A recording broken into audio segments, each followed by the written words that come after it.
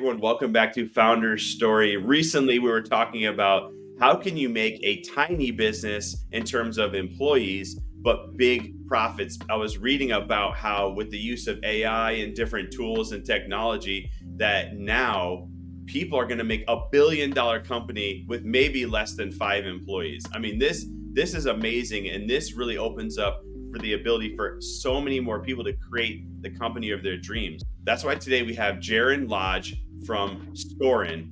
Jaron was just featured in Forbes. I love the article, by the way, Jaron, but you're the visionary behind this 7-figure solo founder company organization with this backyard game. I mean, when you told people about this, were they like, wait a minute, you're going to make Scorin Hole this big? Yeah, I mean, it started with like fish food skipping stones and clay skipping stones. So when I first told people about that original idea, they were kind of like, "Oh, this is a cute idea. I kind of like this. I'll help you. I'll mentor you and stuff." But yeah, I mean, it started with the clay and fish food skipping stones, and we did like an ASU pop up marketplace thing, and we were trying to sell our fish food skipping stones. And we figured out like why not create some interactive way to sell these skipping stones. So I worked at Ashley Furniture Home Store, so I decided to build like a 24-foot long pool lane that I bought materials from Home Depot and stuff. And we built this pool. I went to Big Five. I got like a target system and put the target at the end of the pool, which was like a cornhole board with like 3 different holes in it. And I 3D printed some skipping stones that I flew to Pennsylvania to meet the Guinness World Record holder of skipping stones with 88 skips. We actually came up with this design here, and that's the design that I 3D printed for the event, and people were way more interested in the stone skipping game than the fish food skipping stones. So I was like, all right, why don't we pivot to this game instead? And now it's evolved to like an all-in-one backyard game where you don't only play it in the swimming pool, you can play it on land, and we have all these other game modes that are combined into one to make it really affordable for backyard owners to purchase an affordable game, but they can add all these different game modes, so they don't have to buy like 10 different games. They buy one game and they're pretty much done. They got all the game modes they need for the most part. It keeps it fun to have all those game modes. So what made you, I mean, that's genius, telling yourself like, okay, I need to go find the Guinness World holder because this person is going to help me, give me the ideas, the information needed to create this perfect skipping stone. Mm-hmm. What made you even think that you should even go do that? Well, yeah, I mean, I had a background in sales, so I listened to like a lot of audiobooks on how to like perfect sales and all these other jobs that I'd done previously. And I guess it was just more intuition from reading those audiobooks and knowing how to be successful as a salesperson. And I just knew I had to find the best people to help me out in order to make the best designs. And so I tried to recruit the best people to help me out and give me advice, and that just kind of worked out well. I think I messaged him on like YouTube or something, and he happened to respond. So I really tried. I think the sales jobs definitely helped too, with the resilience and reaching out to these people. Yeah, that's amazing. It's great how you can really access people like never before. There's so many platforms. I always tell people that, like, it's amazing how you can go to LinkedIn and message somebody and they will respond. It's crazy. And many times people are obviously very helpful. So you've told people, hey, I got this idea. This is what we're doing. People probably looked at you and like, there's no way that this will become as big as it is. And then you made it. You started getting traction and you started to figure out like, this is something I'm going to double down. I'm going all in on this game. I'm going all in on these things. What were some of the next steps that you did? Yeah, I mean, and it wasn't like that obvious too. Like I doubled down before I was supposed to double down. Like I doubled down on the fish food skipping stones, and I was trying to like scale up that manufacturing process and stuff. And I spent like the $20,000 that I had saved up for my business, and I'd spent it on like a majority on that. And I bought like a mixer that ended up not even working, and it was like $5,000 or something stupid. So like I made a lot of big mistakes in the beginning. But yeah, once it was clear, once I had made those previous mistakes, I waited for the right signals to scale. And I think the Kickstarter campaign that we did, once that was successful, and I did two other Kickstarter campaigns before that. So my two other ones before that failed, and they were like the fish food skipping stone ones and the clay skipping stone ones.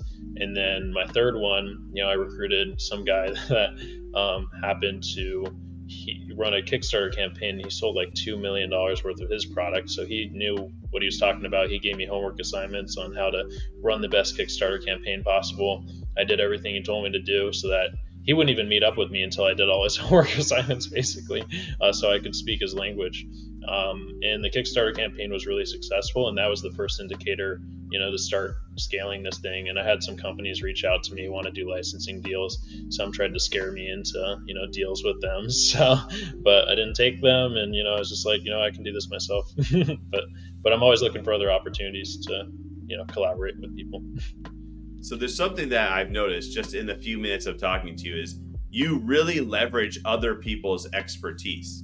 Like that Yeah. sounds like that is, I mean, if you do two campaigns and they're not successful, why would you just continue to do a third? You would find someone that can help you, that is the expert, and then your third is very successful. It sounds like, from what I'm gathering, and look, I've had like 8 unsuccessful businesses. Almost every business I ever started failed miserably. And so I'm with you. I love that approach to find someone who's successful, figure out what they're doing, have them help you, and then you will be successful. So from a marketing perspective, I think a lot of companies fail either the sales or their marketing, right? They don't have enough clients, they don't have enough leads. What are you finding in terms of maybe one thing right now that you're like super enthusiastic, like from a marketing perspective, that you see is working? Yeah, I mean, that's actually maybe one of our weak points. I mean, I think that's something where we can improve maybe the most on, because that's like our highest cost right now is marketing. So that's always something that I'm trying to improve. I mean, our margins are good where they're at right now, but we always have to try to improve and try to be better. But yeah, I mean, for the Kickstarter campaign, the Kickstarter guy that was mentoring me, he had a digital marketing guy that kind of specialized a little bit in doing Kickstarter campaigns. So just like finding people like that that know how to target these different, avenues and stuff is really important in terms of marketing. I really don't think we're that. I think we can be a lot better at marketing in general. But yeah, I mean, Facebook ads, Instagram ads is like a solid top of funnel for us. And then those, that marketing trickles down to retail sales, it trickles down to Amazon sales, to website sales. But the key is to try to make those as profitable as possible. And for my business, content is extremely valuable, because the better content we have, the more our marketing costs are going to go down. So I guess the key really in terms of marketing for my particular business and industry is getting the best content possible and really creating a feedback loop of, okay, who creates the content, and then who makes the videos, and then who posts the videos, and how can we have the customers make us more videos, and how can we make an endless cycle that creates a bunch of content for us to lower our costs. So I think that's essential for a backyard game or backyard game industry, but I think that's essential for most businesses. But for my product, luckily it's in the $100 range, so we have a little bit more to spend on marketing. So that's why Facebook and Instagram works well for us. But people that have like lower price point items, I would say TikTok Shop are the best places for them, I think. But I mean, we haven't had too much traction with TikTok, but it's different for every product. Yeah, totally. I mean, I've sold so many products, and like sometimes Amazon worked the best, sometimes Amazon worked the worst. So I'm with you on that. I'm curious, because you're a solo founder, which means all of the responsibility, the weight, it really falls on you. So how do you deal with that? Because I think a lot of people, when they come into entrepreneurship, it's kind of like the book, The E-Myth. Like you come into it, I don't know if you ever read that book, old one, but you come into it because you want to bake, but then you realize you have to do 50,000 different things that you hate doing, and then they fall out. And I think most businesses fail. So how do you deal with everything really falling onto you? Yeah, and that's been a huge learning curve. Like I bounced around a lot. Like I started with freelancers, and then I bounced around. I had an agency help me out last year, but that was really expensive, and I didn't have enough control to like really manage the situation and maximize how much work they were putting in. So I bounced right back to freelancers, and that seems to be working out right now. But it can get really expensive if you don't watch things. So I'm kind of building like a team of freelancers to help me out, and that's one of the ways I'm able to be a solo founder, is because in this day and age you don't really need a bunch of employees. And I think honestly, as a startup or small business in maybe an e-commerce brand, it might be best to just have a team of freelancers than to hire a bunch of people on salary, even if you have the money for it. Like you can track their hours really efficiently on some freelancing websites. You can see if they're working. It takes screenshots for you, and then you just basically what I'm finding out is I'm a huge bottleneck with a bunch of processes. Like I'm holding so many things back. Like I have so many ideas and so many things that need to be done, but I'm holding a lot of things back because I can only do one thing at a time. So I'm basically, whenever I find myself not having the time to do something, I figure out a way for a freelancer to do that basically for me I until I'm basically just managing the freelancers and giving them the information that they need to complete their projects and stuff, but also giving them that expertise and advice to make sure they're going the right direction with things. Well, I think it says a lot to be self aware, to know that you are and can be a bottleneck. I think a lot of people, they don't, it's hard for them to admit to that. So they continue doing the things that they're not good at, that they don't understand, and they just continue being a bottleneck. I mean, the future really seems to be like gig economy. If you ask most young people, they don't even want to work like a full time job, 40 hours a week, right? Like they want to work in that structured of a freelancer. Plus, now we can have access to so much talent all around the world.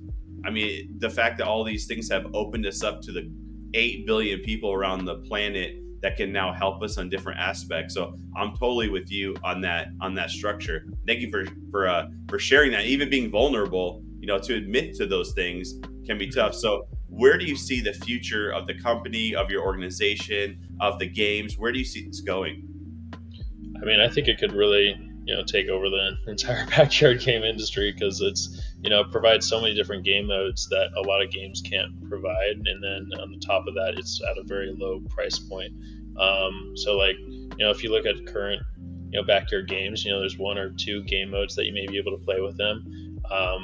With my particular design, it really hits all the pain points that our customers, are having with backyard games. And so like I interviewed hundreds of, or like at least 100 people, door to door, and got a lot of feedback on what pains them with current backyard games, or what pains them just in general with their backyard. So I got unbiased feedback, and I tallied all those things up and made sure to hit all of those points with my game, and then just keep growing it and adding more to it and creating value. With technology, it's great because you can provide updates, and you can continue to increase the value with technology and certain products that people might have. If you think about Tesla cars, you can overnight their car could be better, just by a software update. And that's what I'm trying to do with like physical products, I guess.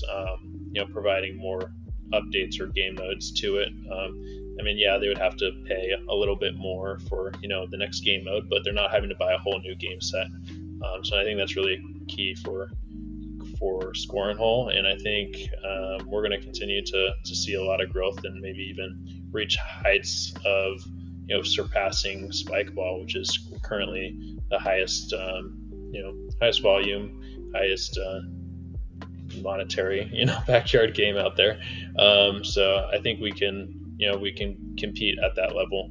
I think we could reach those heights, and maybe looking at investors right now might take on some investment, but it may not be necessary if we are strategic about it. So but it's good to have those partners in place that can help you out and grow a little faster. If you beat Spikeball, man, you got to come back and tell us. Like I can tell with like your perseverance, what you want to do, your strategy. Like this could be huge down the line. Something maybe even way bigger than what you could even have dreamt it to be at one point. Now that you're really digging in, really implementing a lot of the strategy, all the things that you're doing, coming up to this point, possibly getting investors. So it's a great place to be when you have these options, I think, than the minute that you're starting out and the excitement that you're doing. So hats off to you. Amazing story, by the way. I think it gives a hope and inspiration to a lot of people, knowing that they don't have to go do a business with 100 employees. They don't have to raise $50 million. Like the fact that you did it with Kickstarter. I mean, the fact that I didn't even know Kickstarter was still like a viable option, just because I haven't really been in it in so long. But in the beginning, I used to invest like so many different things, and the fact that it's still like you can still do these avenues of crowdfunding and crowdsourcing. I mean, that's amazing to know. But one thing today I really took away is, if you don't know something, find someone who does know, and don't create a bottleneck for yourself. So thank you for sharing today, Jaron. Super inspired. So if people want to find out more information, they want to know more either about you and the game, how can they do so? Yeah, so they can, you can go to scorin.com, on the side, scorin.com, or Amazon, and we're also in Shields stores nationwide. So if you have a Shields near you and you have a pool party coming up, you can pick it up there at their store as well. But yeah, Amazon Prime Day is coming up, so look forward to some deals. I love that. So check it out. I'm sure they can reach out to you also on LinkedIn or any social media if they maybe want to invest or find out more information about you personally. But Jaron, thanks again for being here on Founder Story. And man, keep inspiring. I love it. The solo founder beating out the biggest game in backyard one day. Please make that happen so you could be in the Guinness Book of World Records. But I really appreciate your time today. All right, yes, I appreciate your time too. Thank you. Appreciate it.